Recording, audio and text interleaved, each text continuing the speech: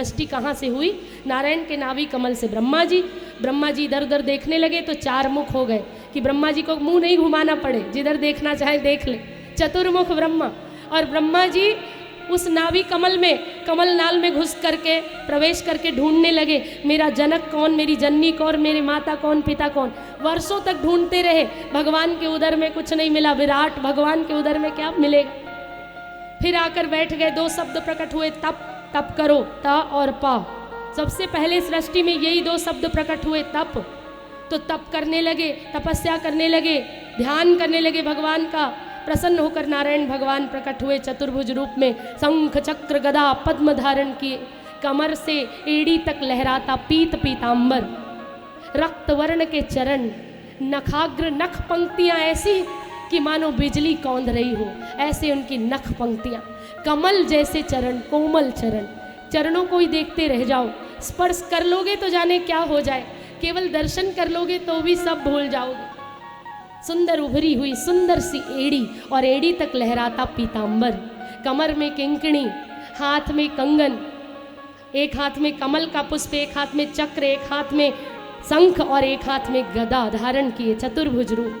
आयताकार सुंदर भुजाएं और भुजाओं में सुंदर बाजूबंद, गले में मोती की हार, वक्षस्थल पर श्रीवत्स का चिन्ह, ये नारायण का रूप है।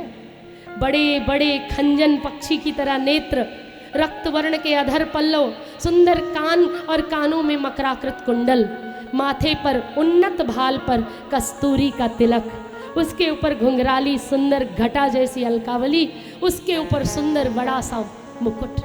ऐसे मेरे प्रभु का स्वरूप, हल्के मेघ जैसे नीले वर्ण के।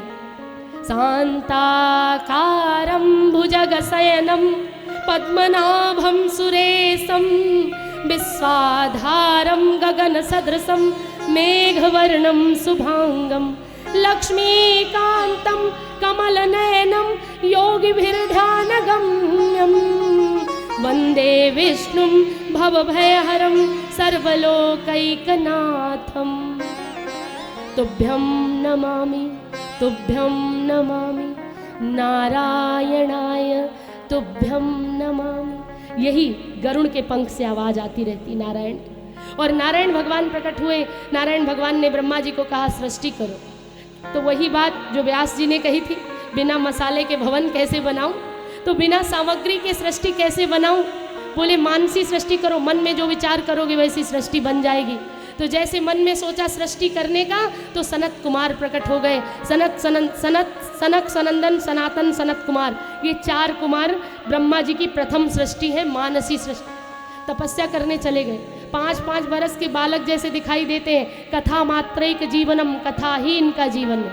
जहाँ कथा हो रही होती वहीं चुपचाप आकर बैठ जाते हैं, और जब कथा नहीं हो रही होती तो एक वक्ता बन जाता है और 3 श्रोता बन जाते हैं।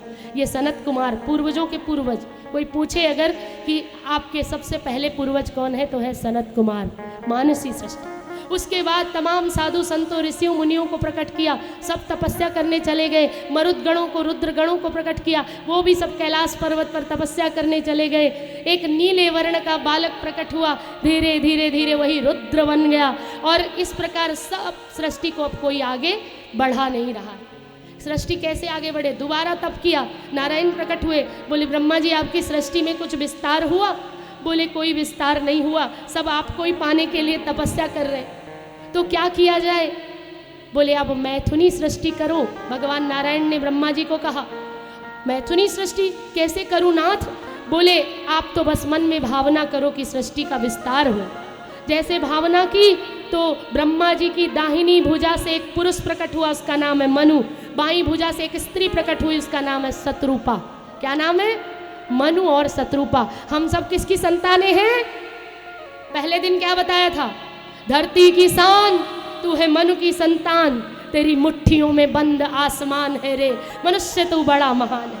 तू धरती की शान है, हम सब मनु की संतान। और जो खुद को आदम और हव्वा की संतानें मानते हैं, तो वो कैसे भगवान को जान पाएंगे? अंधेरे में है ना।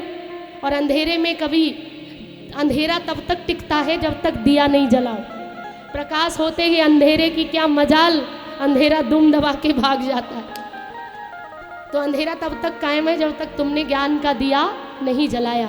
तो इसलिए हम सब मनु की संतान हैं। मनुष्य, जो भी मनुष्य कहलाता है खुद को, वो मनु की संतान है। तो मनु और शत्रुपाभ्याम त्रिस्रः कन्या जजनिरे, मनु शत्रुपा से 3 कन्याओं का जन्म हुआ, आकुति, प्रसूति और देवहूति। आकुति जी का विवाह रुचि प्रजापति के साथ हुआ, प्रसूति का विवाह दक्ष प्रजापति के साथ हुआ और देवहूति माता का विवाह कर्दम मुनि के साथ हुआ।